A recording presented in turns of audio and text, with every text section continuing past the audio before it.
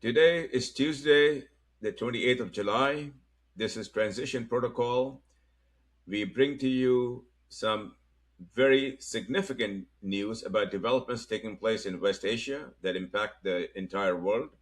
This news comes to us from people that we trust, people who entrust us with providing to you, our global audience, information that you will not receive anywhere else, definitely not from corporate media, and most likely not from independent media because they don't have the access that we are honored, privileged to have. This is Transition Protocol. If you like what we do, please hit the subscribe button.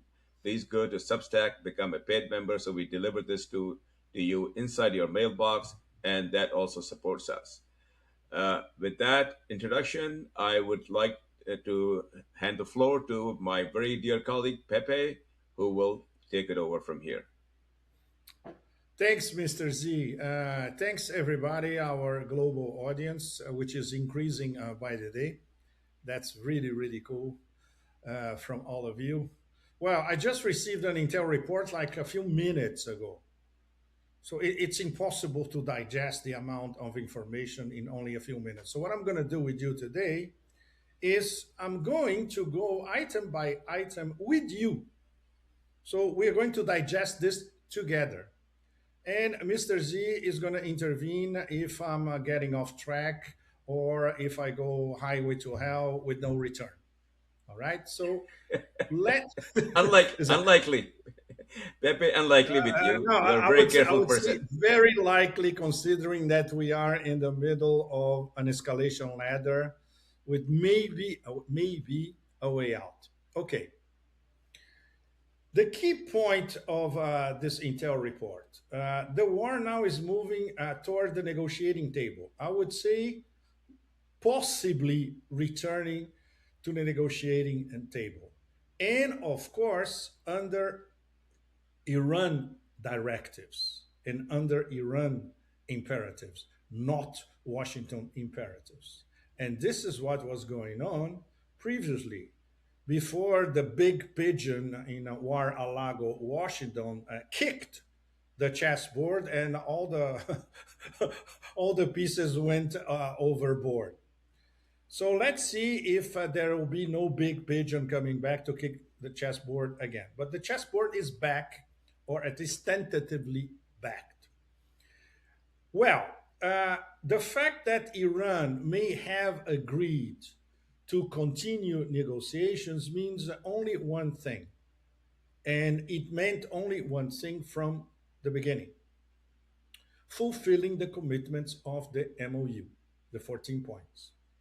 So if Iran comes back, and of course the Pakistani mediators once again they broke their backs to get Iran back on the negotiation table, but to restart the Islamabad MOU signed by the Iranians and signed by Trump in Versailles.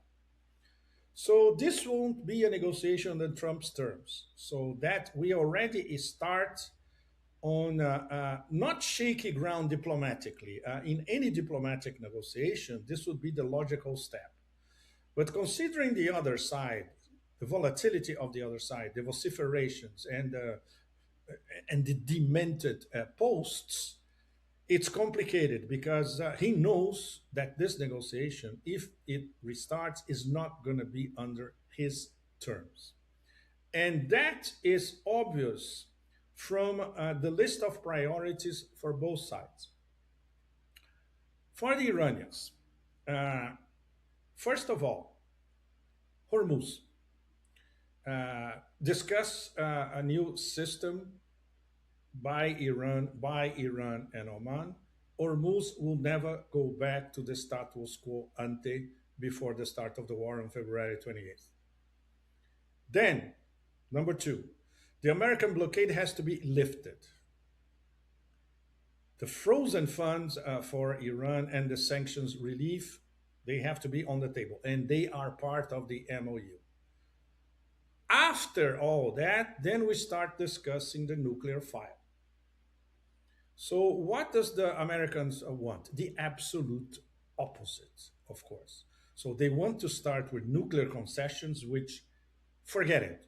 there will be zero nuclear concessions from Iran, and this was reiterated by everybody from Kalibaf and Arakshi to every spokesperson from the Ministry of Foreign Affairs, parliamentarians, Iranian think tanks, you name it.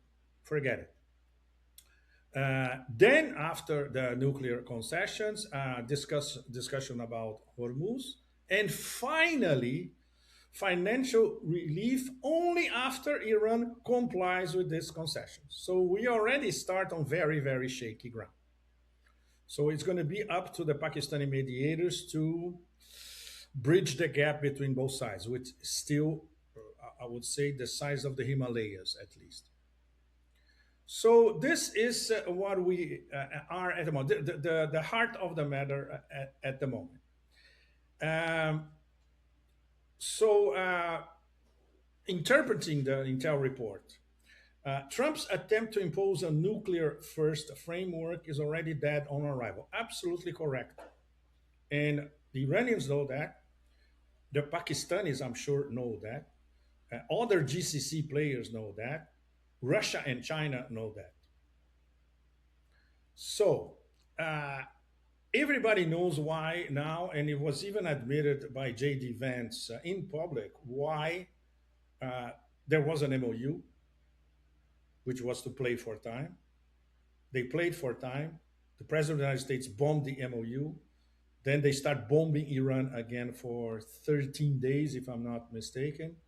And now they are forced by circumstances that escape them completely. And these circumstances were outlined to Trump last Friday in Washington, especially by J.D. Vance and General Kane. So we can assume that the two adults in the room with an IQ over room temperature at this meeting, they were J.D. Vance and J.D. Vance and General Kane saying, outlining the gigantic list of horrors awaiting Trump if he unleashed his so-called bombing Iran to death all over again, the usual crap. Um, and of course, for instance, today, before starting to you, probably this will be published tonight, Russia time, Asia time. I wrote a column about the empire becoming deaf, dumb, and blind. Once again, reminding us all of the who's a pinball wizard. That the absolutely methodical and painfully strategic response by Iran to the American attacks is rendering the empire deaf, dumb, and blind in West Asia. And this is one of the key reasons for the President of the United States being more or less forced by circumstances to once again rely on something that he always despised and will continue to despise: diplomacy. So, this, for the moment, is a negotiated pause. It's very far from the beginning of a settlement. The beginning of a settlement would be the United States starting to fulfill the commitments of the MOU. We are not there yet. We are at the stage of a negotiated pause. So the fact that Iran accepted to go back to some sort of negotiation doesn't betray their principles. On the contrary, because they're always been saying, look, and especially via Arakshi, every time that Arakshi speaks in public, we never abandon diplomacy. But diplomacy is mutual and involves mutual respect. If there is mutual respect, of course, we want a diplomatic solution. And at the same time, we have our finger on the trigger because we know who we're dealing with. Once again, all the players know about that. Not only the Iranians, but the Pakistanis, the Qataris, the Omanis, Russia, China, everybody knows about this. Turkey, you name it. And of course, Iran never refused negotiations. Iran refuses negotiations under an agenda dictated by Washington. Once again, this has been reiterated by the military and the political vectors of Iran over and over again. So on the heavy lifting, this is quite interesting. It's about the Pakistani channel that was operating, I would say, 24/7 these past few days. Correct, Mr. Z? Correct. Uh, Totally correct. in- Interior Minister Moshe Naqvi, he, as we all know, because we discussed here at Transition Protocol, he visited Tehran last week, and he visited Tehran again. And I'm sorry. I'm thinking about the Iranian delegation that visited Islamabad. No, Moshe Naqvi visited Tehran 25, 27, 3 days ago. Uh, And that's uh, right. Now, uh, July 25, 26, he was in Tehran discussing with everybody that matters, right? yes. And he had After a uh, first, uh, yes, Pepe. just Oh, please allow me 30 seconds for this stretch because I'm reading this only for the second time in 10 minutes. Naqvi carried a personal communication from Field Marshal Asim Munir for Ayatollah Sayyid Mojtaba Khamenei. Very, very important because this is a channel that already exists in direct communication between Asim Munir and leader Mojtaba. And there was also a separate message to Prime Minister Shehbaz Sharif. Shehbaz Sharif is usually in touch with Galibaf and Arakshi. And Naqvi also met Arakshi and also met Interior Minister Eskandar Momeni. So once again, the highest levels of the Iranian and the Pakistani governments, they continue to talk to each other literally non-stop, obviously, because after all, the Pakistanis are moderating this possible return to the MOU. Mr. Z, you want to add something so y- far yes, I just of would these like points? to clarify only. What everything you said is totally correct. I just wanted to add that there was a delegation, as far as we know, uh, some senior members of Vance's office accompanied other Americans, including Americans in the region, to have a private meeting with Asim Munir. Before Asim Munir When wrote the when was letter that, to lead, Mr. Z? When was uh, that? that was, according to information we have, on the 26th or the 25th. I do not know the exact date, but it is one of those dates where this It was during delegation this met. weekend, this past weekend. Yes, yes, yes, yes. And that was the trigger for the letter, private letter from Asim Munir that was hand delivered to Moshtaba And Khamenei. delivered, yeah, and then taken Yes. to So the Ayatollah. Americans first came, met with Asim Munir. According to our information, they said we are willing to pause the bombing. We are willing to come back to the negotiating table, talk sense. Would you please get the Iranians back to the negotiating table? Would you please do that for us? And Asim Munir, Asim Munir then said, "Okay, we will make one more attempt," and wrote a personal letter directed to the supreme leader, Moshtaba, hand delivered, hand delivered to Moshtaba. Mm. And then he also met with Abbas Arakshi. He also met with Galibaf. He also met with Iskandar Momeni. And then they said, Iranians said, everything that you have already recounted, yeah, we are happy to meet. Let's go back to the MOU. But with this sequencing, that is really the Okay, clarification I wanted to okay. make. Thank you. Exactly. And now I'm reading this part of the Intel report that just confirmed what you just said. They met, the United States delegation met Munir in Rawalpindi on Monday. In fact, Yes, yes. yesterday.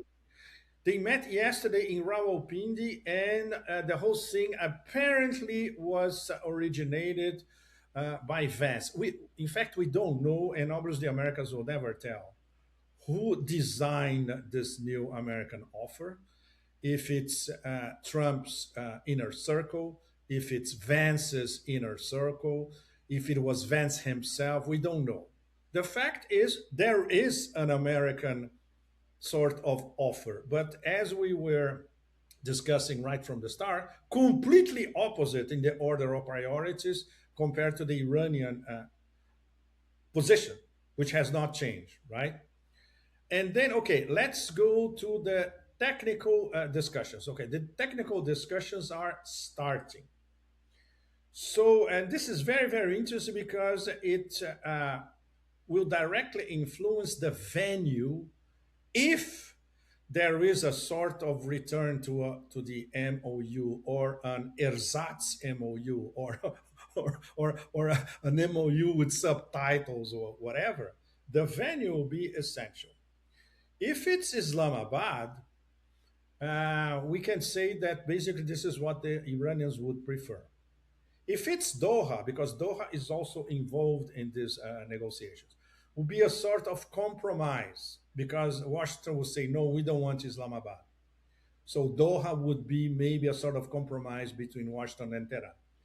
If it's Switzerland again, this is what the Americans want. They want to transfer these negotiations to the West.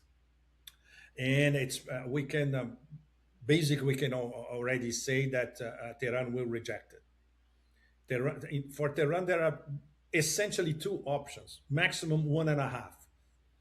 First option, we go back to Islamabad. Second, maybe if we get assurances from the Qataris, could be Doha, but forget about Europe. So this the security arrangement is being put in place, but what we don't know, even reading this Intel report, what sort of security guarantees the Pakistanis gave to Iran? This is still very much fog of war. Okay, I'm going to ask you, Mr. Z, about that. But of Yes. course, this is in the conditional because there's no way any of us can get to the heart of the matter because these are matters of national security at the highest level. And obviously, they won't be leaked. But Pakistan must have offered ironclad security guarantees for Iran, for the Iranians to once again drawing on their, I would say, centuries old diplomatic patience. Okay, let's give it a try one more time. Please go ahead. Yeah, the security part is really, really important because prior to this round of negotiations, when there was talk about getting back to the table, negotiating table, there was almost an agreement that Pakistan would physically escort, militarily escort the Iranian delegation to Islamabad. Americans would get there, and then there would be the round of negotiations. Now, that did not happen because the toddler in the White House started bombing. I mean, everybody Mhm. knows that. So those negotiations went out the window. Now, from our reporting, the news that we have is the following: Iran and Pakistan prefer Islamabad.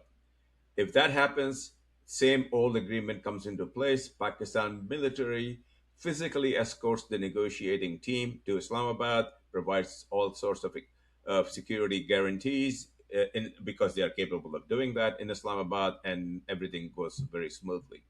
Americans, from what we understand, want to go to Switzerland. Now, again, this is our reporting at this time, which is Mhm. a rather serious reporting, that the Yes. Pakistanis intelligence services are aware of Israeli plot to disrupt this. We already So talked if about this in previous yeah, shows. yes. Absolutely. So Yes. Pakistan still believes that this is the case. Iran believes that this is the case. So if they go to Switzerland, Pakistan is prepared to offer the maximum protection, which includes Air Force protection, which includes AWACS in the air, which includes Switzerland declaring no-fly zone. I mean, just like what happened the last time. So It's what everybody happened, must exactly. It was happened the last time was like that. It was a joint Swiss-Pakistani operation, security correct. operation. It would be the same, and nobody who is listening to our broadcast should have any doubt that every single second while this is underway, there will be an effort by the Israelis to do everything within their power, including the Zionists, to derail it. But hopefully, the toddler in the White House has learned a lesson and realizes that derailment is not really a good option. Okay, thank you, Mr. Z. This is one of my favorite subjects, language. There's something in this Intel report which is fascinating. The way I see it is that let's keep a close look on how the Iranians might change their language from now on.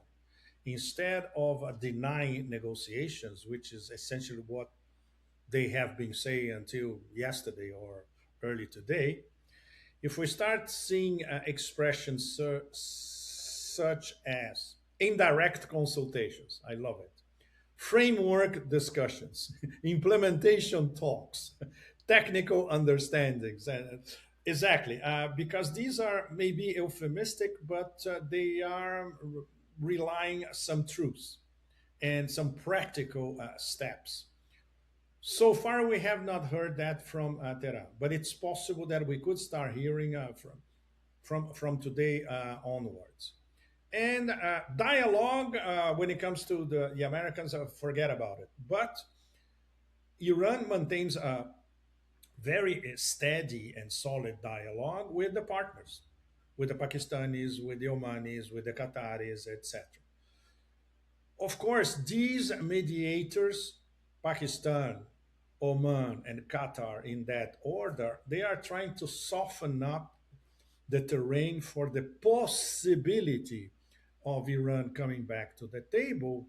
And of course, not just say once again when the vociferation starts on the other side of the Atlantic, they say, no, we tried it once again. It's absolutely hopeless, which is what anybody in their sane conscience would do.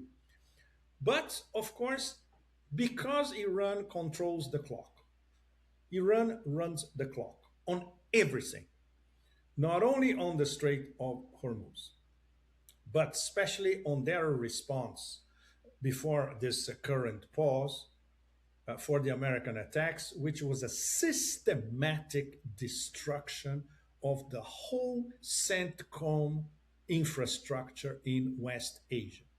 It's a marvel to watch, in fact. This is something that will be studied by military academies in the future, especially military academies all around the global south. It's already being studied in Russia, as I was discussing with Russian friends yesterday and today. And even President Putin now is making direct references to the decentralized mosaic strategy of the Iranian military. So, another key point. Okay, there may be later on, this is a fascinating possibility. Suppose out of the blue in the next few days, we have Field Marshal Asim Munir stepping on a plane to go somewhere. This will tell us that there has been some progress, right? Especially if there is a trip by Munir to the United States. We are very, very far from it, but it is a distinct possibility. So, this is the sequence at the moment. And of course, it changed compared to last week. Last week, we were in the middle of the escalation ladder, and everybody was absolutely terrified that something might happen before the weekend. It didn't. There is this pause by the Americans after that fateful Friday meeting in Washington, where some people, with once again with an IQ over 50, try to instill some sense into the head of the president of the United States. And once again, we have a direct confirmation to the most obvious factor in all this war that this is all about the Strait of Hormuz. This is because from the beginning, once again, we have to repeat the obvious. From the beginning, this was never a war related to the Iranian nuclear dossier. This was an oil choke point war. This was a war for oil. This was a war for controlling a connectivity corridor and oil choke point as part of destabilization and regime change in Iran. This And this is American policy, irrespective of who's in power in the White House. Now we have a president who thinks in terms of oil above everything else. As we all know, everything went downhill. So the desperation from the part of the Trump administration, and especially from the people who really run the show in the United States, the real controlling elites in the US, is that we simply cannot afford to lose the Strait of Hormuz. And how do they plan to do that? They tried everything, nothing worked. Blockade, don't blockade, bombing, etc. Even if they continue to bomb, they won't get the Strait of Hormuz back to the status quo ante. And Iran, slowly, sometimes not so slowly, surely, and with their responses to the American attacks, they have been saying basically the same thing. The most important factor is to solve the new status of the Strait of Hormuz. Everything else will be a consequence in terms of diplomacy. And the Strait of Hormuz will never go back to the status quo ante. So, from the start and right to the top, uh, the dichotomy between both positions and the total clash between both positions is absolutely crystal clear. Is there any mediation capable of bridging this gap? No, there is not. So sooner or later, one side will fold.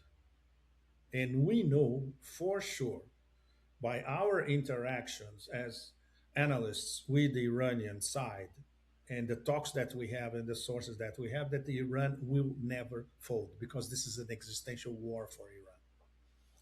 So the point is, how will the Trump administration fold, and what will be the spin for domestic public opinion in the US and for the world at large that they are going to unravel to explain that, okay, that's it, we got all our objectives and we're walking away. Even if they do that, and when they do that, if and when they do that, it will be total proof, especially for the global south, of the strategic defeat of the American empire. That's why the stakes are so high.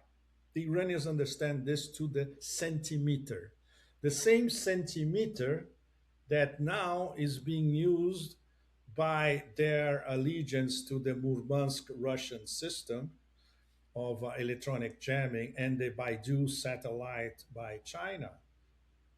When they reach a target, a United States target in West Asia, they are precise to the centimeter now. So that's why the stakes are so high. At least now, considering the pause where we are at the moment, considering the basic terms of this Intel report, which is basically we are assuring everyone, look, there's the diplomatic track is back on track. Let's see how far will it go. At least there's a glimmer of hope that there can be at least the start of something diplomatic. But we have to be very careful, all of us. So we are not making any predictions. We're just stating to all of you, look, there is a window of opportunity, very tiny, but it exists, and it's rolling or ever during this week. Mr. Z, please.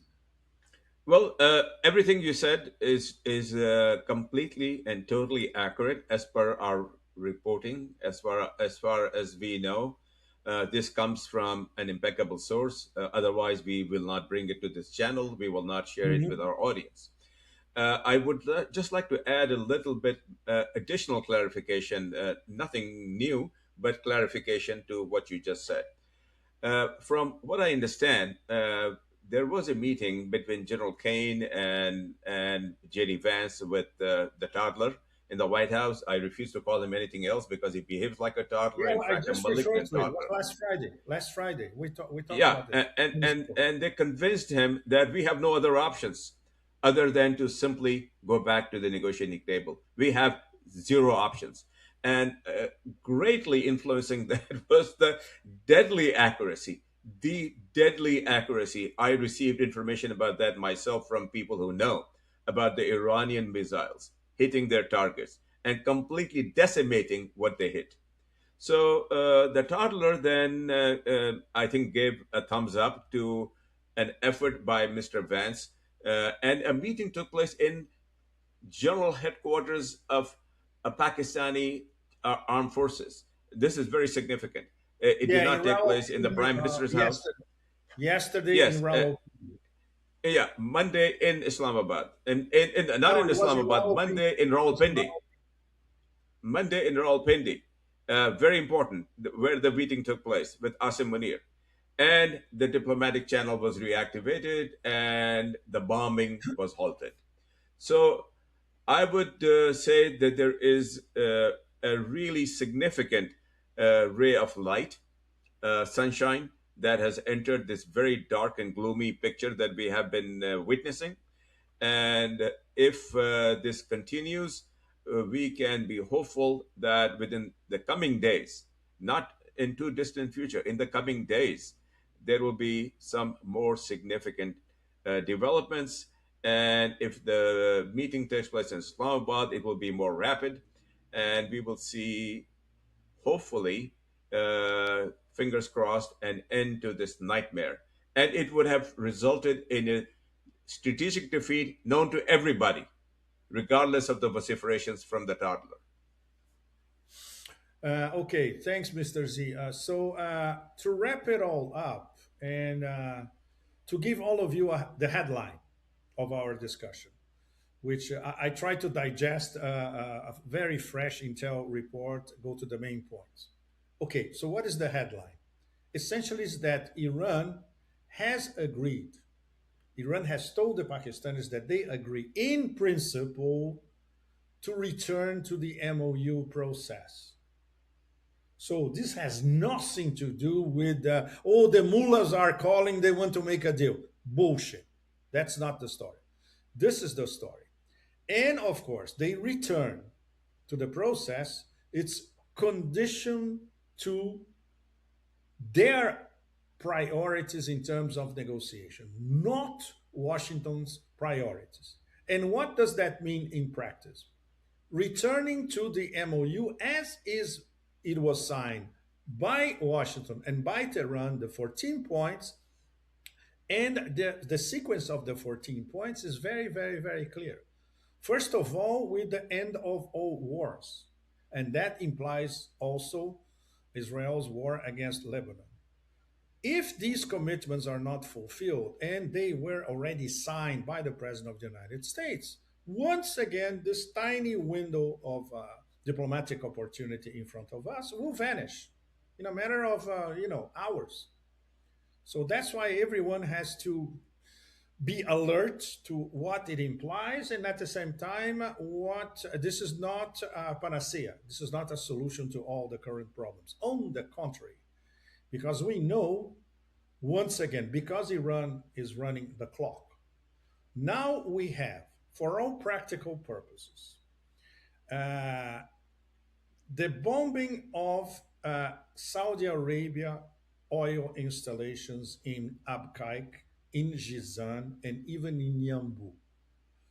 We have basically Saudi oil that cannot travel via the Red Sea, via the Bab al Mandab from the Red Sea to the customers in Asia. If they go north and they go through Suez, the costs are absolutely horrific. Lloyd's is not insuring anybody to navigate in the Red Sea. Kazakhstan is exporting half of what Kazakhstan usually exports. And in the middle of all that, we have the price of oil going down. Everybody knows that this is manipulation. This is logically impossible. So the desperation of the usual suspects is we need to contain this before the whole thing explodes. There's no oil. There are no significant amounts of oil going anywhere. So this is immensely, immensely complicated. So when we cross that with the depletion of the strategic petroleum reserves, when we cross that with the depletion of everything that the Americans use in terms of weapons, literally, and this was explained to Trump in this meeting last Friday in Washington. probably by General Kane in detail with graphs, with numbers, so Trump can understand. So, the clock is practically reaching the limits. The key date is mid August, which is literally around the corner. So, in the next 10 days or so, the Americans have to do something to at least contain the disaster. And that would be, of course, starting to implement their commitments to the MOU. Is this going to happen? Nobody is betting on it.